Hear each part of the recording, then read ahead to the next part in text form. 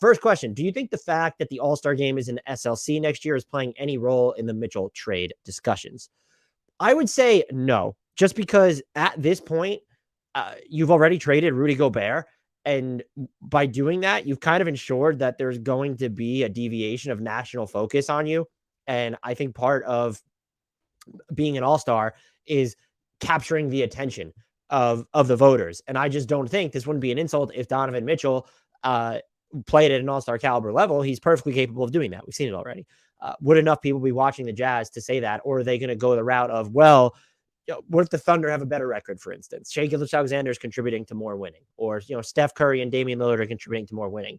The other thing that I think you can't factor in here is that Donovan Mitchell's guaranteed to be an all-star, even if let's just assume that enough people are watching the Jazz that the voters aren't going to stigmatize Utah probably not being good or all that great. At the very least, right now, their roster, or at most, I should say, is like a play-in team at best. They're certainly not a title contender. Can you guarantee that Mitchell just, even if everything's fair, is going to make the All-Star game over just the smattering of other guards in the Western Conference? When you look at Luka Doncic qualifying as a point guard, will people be allowed to vote LeBron James in there as a point guard this year? There's also then Steph Curry, Damian Lillard, Shai Gilgeous-Alexander is a guard. Jamal Murray's going to be back this year. Will he play enough? Maybe not. Devin Booker, Chris Paul. There are just so many talented guards in the Western Conference specifically that I don't think, if you're and I would say this about Shai Gilgeous-Alexander too, if the game was in OKC, like you can't guarantee that your player is going to be in there. Would voters gravitate towards them because their team is the host? Sure. Now, that being said, if you are Utah, if you're the front office, if you're Danny Ainge, if you're the team owner, if you're Ryan Smith, you're okay maybe having Donovan Mitchell because it would give you sort of that representative in Utah that you can't guarantee. Do we even know if they're going to have anyone in the Rising Stars game if it's not Donovan Mitchell? Do they have any 3-point, as of right now in their roster, 3-point contest candidates? I don't think they have a dunk contest candidate. Maybe Donovan Mitchell himself might be the best chance there. So you're more okay with keeping Donovan Mitchell, because if you have him here, one, are the best offers right now going to go anywhere in the next year if Donovan Mitchell is healthy? And the answer is no, because he still has 2 more years left on a deal before he can hit free agency after that. And the other thing to factor in then too is just that, okay, if the offers aren't up to snuff, maybe that gives us it emboldens us, and I'm speaking as the Jazz, to keep this asking price where it is, where if we want 5 first-round picks and actual young players from the Knicks or other teams, we're not going to move it down because we're comfortable with the time left on Donovan Mitchell's deal. And there's also just that, I would call it a small incentive to just having the player in Utah where the All-Star game is going to be. But if you're the Jazz specifically, I don't think Donovan Mitchell necessarily ruins your rebuild by helping you win too many games, but I think you want to get away from the specter of this next era that is looming over you. Because if Donovan Mitchell's on your team all of next season, there's just going to be a lot of will they, won't they, when are they? And that's going to dominate the discourse around Utah rather than being able to take a foot forward and figure out what direction you're headed in. That's not to say I think the Jazz should trade Donovan Mitchell for whatever. I think they can be absolutely comfortable going into next season with him. I really do think that they're going to have more leverage than any team that they're negotiating with. And you could argue right now that the Knicks have more leverage than anyone because their like second best or third best offer realistically might just be better than any other team's top offer. So that does give them some added leverage. But as the Jazz, you have time to wait this out. And again, there's maybe the small benefit of, oh, okay, we have Donovan Mitchell on the roster. He is an all-star player. To have him on our team when the game's going to be in Utah. But I don't think you don't delay this decision. And I think you've already sort of shown that you won't if the right offer comes along by moving Gobert in the first place. Robert also asked, at this point, do you think it's more likely the Jazz are going to keep Mitchell into the season and look to trade him around the trade deadline? Also, if they do plan on keeping him, what other roster moves would you anticipate? So the first part of this question first, which we sort of stepped on the toes of in the answer to the trade discussion ones centered around the All-Star game,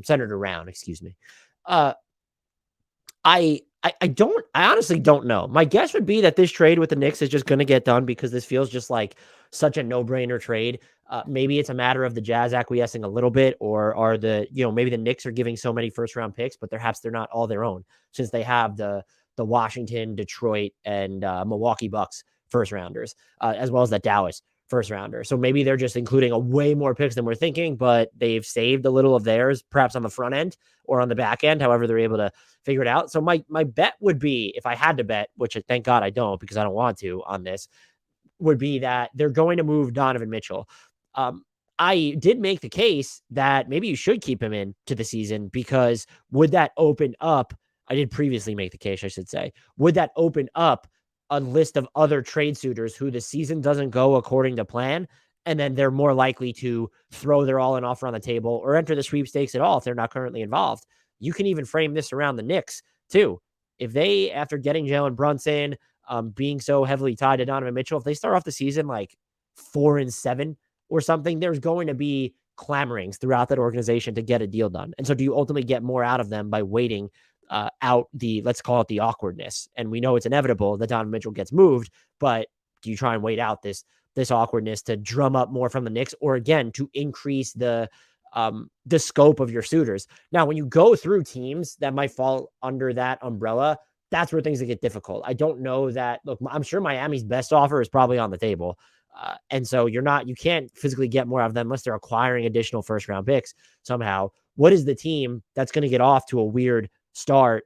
Could it be Cleveland? Where then maybe all of a sudden they're looking at, okay, they're not going to move Darius Garland. They won't move Evan Mobley. Is basically everyone and everything else left. Will they put them and additional first round picks on the table? That could be something to look for. Does something happen in Memphis? I hate the Mitchell-John Morant pairing, even if Memphis wanted to operate with urgency. Some people have mentioned the Pelicans. I don't really just buy that. They have CJ McCollum and Brandon Ingram and Zion Williamson already. I don't think they need Donovan Mitchell there. OKC is not going to operate with urgency. Is Orlando going to be like better than expected 20 games into the season? They decide, well, maybe we should fucking go for it. And Paolo Banchero, we're not moving him, but everyone else pretty much is available. Maybe they were making Franz Wagner untouchable, or Jalen Suggs, one of the other two, but they could certainly build attractive offers. A team like the Kings, no, they're not going to get involved. Maybe Washington might be more motivated to do something if they start the season even better or worse than expected, because if they're better, they could view making this big push in the East as more attainable than before. And if they're not, if they start poorly, well, we just paid Bradley Beal. Like, we have to, at least we're obligated to try and go for it now. I do think that if they can negotiate around that first round pick that's owed to New York, which is difficult because New York isn't going to unprotect that pick willy-nilly. If you're the Wizards, though, or you're the Jazz, and you're looking at it like, okay, that protection, it's going to convey no later than 2024. Let's just say that. Then you can build out offers from that afterwards. It's top 12 protected next year. So if the Wizards are really good, maybe the Jazz can look at it and say, well, yeah, they can conditionally trade us 25, 27, and 29. They all need to turn into second rounders if they don't convey, yada, yada, yada. But we think it's going to convey. And so at worst, maybe they're missing out on that first round pick in 25, but in 27, 29, they know that they're going to get those picks in all likelihood. So that is a team that I could see maybe upping the ante there. I don't like it's hard to spot anyone else. Maybe Charlotte gets more heavily involved. I don't think Chicago would be right. Dallas can say they want to get more involved if they start off the season really poorly, but they just don't. Like, their best offer is not great. They could, if they put every pick on the table in the future, sure, 25, 27, 29, they can do all the swaps that they want to. Maybe that's semi-attractive, but just looking at, they don't have any blue chip young players to send out. Aside from Luka Doncic, obviously. And if you're Utah, like, you don't even want, I guess you could want to flip them for other value, but like, if you're able to get, as an example, Wood and Maxi Kleber, or even Dorian Finney-Smith, as like, what long-term value do those players hold to your rebuild? If you're rerouting them to third and fourth teams and you're getting more first-round equity for that, and you've just decided, hey, we don't need like a tangible youngster, we're going to fucking just load up on picks, get as many bites of the draft apple and also the trade apple as we can. I could see that. So those are just some teams to maybe keep an eye on there.